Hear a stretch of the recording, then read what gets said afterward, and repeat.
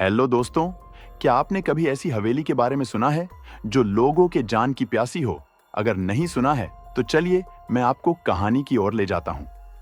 यह कहानी एक गांव की है जिसका नाम नरकपुर था।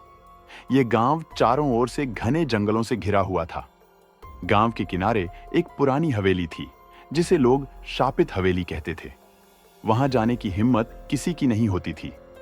रात के समय हमेशा हवेली से अजीब अजीब आवाजें आती रहती थीं। कभी किसी के रोने की, कभी दरवाजे के खुद ब खुद बंद होने की। गांव के बुजुर्गों का कहना है कि वहां एक महिला की आत्मा भटकती है जो अपने पति और बच्चे के साथ हुई दुर्घटना के बाद से बदला लेना चाहती है। लेकिन किसी को भी उस हवेली की सच्चाई अच्छी तरह से नहीं पता थी। सब इसे एक अफवाह ही मानते थे।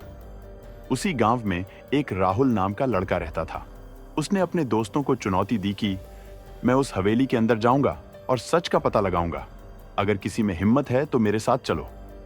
यह सुनकर उसके 3 दोस्त रोहन, पायल और समीर ने उसकी बात मान ली और चारों ने हवेली में जाने से पहले सामान का इंतजाम किया और निकल पड़े। रात के 12 बज रहे थे।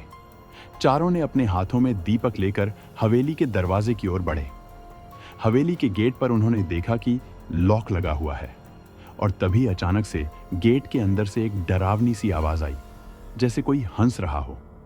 पायल ने डरकर कहा, मुझे नहीं लगता कि हमें अंदर जाना चाहिए, ये सही नहीं है।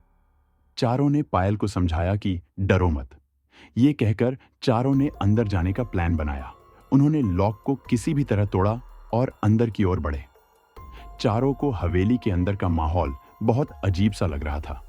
उनके हर बढ़ते कदम के साथ साथ किताब से चिट-चिट की आवाज आ रही थी। जब हवेली के अंदर चारों ने देखा तो दीवारों पर काले रंग के पुराने निशान दिखाई दे रहे थे। राहुल ने मजाक में कहा, यह सब तो फिल्मी लग रहा है, शायद किसी ने डराने के लिए किया होगा। लेकिन तभी एक दरवाजा अचानक बंद हो गया। चारों बुरी तरह डर गए। ये हवा थी, राहुल सभी को यह समझाने लगा। सभी ने राहुल से कहा, हमें वापस लौटना चाहिए। लेकिन राहुल ने उनकी बात नहीं मानी और अंदर जाने की ठानी। हवेली के अंदर की ओर गए तो उन्होंने देखा कि एक पुराना झूला अपने आप हिल रहा था। उसी झूले पर एक डायरी रखी हुई थी। राहुल ने उसे उठाया। इसमें लिखा था, अगर तुम यह पढ़ रहे हो तो बहुत देर हो गई है, यह हवेली नहीं, कब्र है। और अचानक से जोर की हंसी गूंज उठी। हवेली तेजी से हिलने लगी और सभी को घबराहट होने लगी। तभी एक परछाई सामने आई जिसकी लाल लाल आंखें थीं। चारों दरवाजे की तरफ चिल्लाते हुए बाहर की ओर जाने लगे। परंतु जैसे ही वे दरवाजे के पास आए, दरवाजा बंद हो गया। परछाई अब उनके सामने थी। परछाई ने राहुल की ओर इशारा करते हुए कहा, तुमने मेरी शांति भंग की है, अब तुम इस हवेली से कभी बाहर नहीं जा सकते। आपको पता है राहुल और उसके दोस्तों के साथ क्या हुआ? अपनी राय कमेंट करें और चैनल को सब्सक्राइब करें।